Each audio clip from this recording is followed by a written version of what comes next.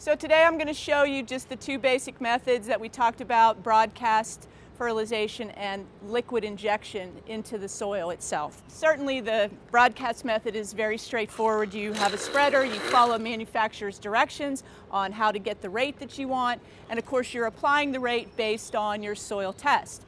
For woody plants, you're using a coated fertilizer, which means it's a slow release fertilizer. That's very important when you're fertilizing woody plant material. The biggest thing to keep in mind when you're doing that, especially if you're working in confined areas where you have hardscapes, you need to make sure you brush off that fertilizer from that hardscape material. Sweep it off, blow it off, get it back into the plant area, because when it rains, then that fertilizer can end up in the water that can then pollute our groundwater resources. So be sure that you get that fertilizer off the hardscapes. So the other method I wanted to show you today is the soil injection method. It's a liquid fertilizer.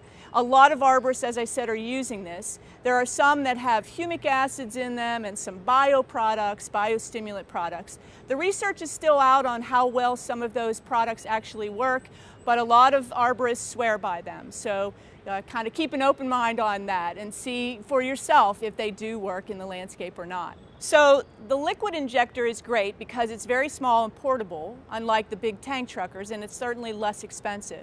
When you're using this, you want to get all of the drip line treated. So usually you're basing the amount of fertilizer that you apply on the diameter of the tree at breast height, and that's about 4.5 feet off of the ground.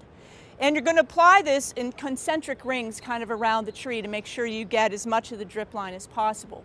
It's very straightforward. They do also often make a backpack unit if you need larger quantities of fertilizer as well. And so I've put fertilizer into water in this gallon tank, and I'm following my soil analysis with the amount that I'm applying, based again on the DBH of that tree. You might have to do a few calculations to get that straight. So it's very simple and straightforward. You simply pull up on the device and then you push down. And you need to push kind of slowly to make sure that you're getting the fertilizer actually into the ground. The soil's a little wet here today, so it's maybe not receiving a whole lot of water at this point. But you want to just base it on the kind of conditions at hand when you're actually doing the application.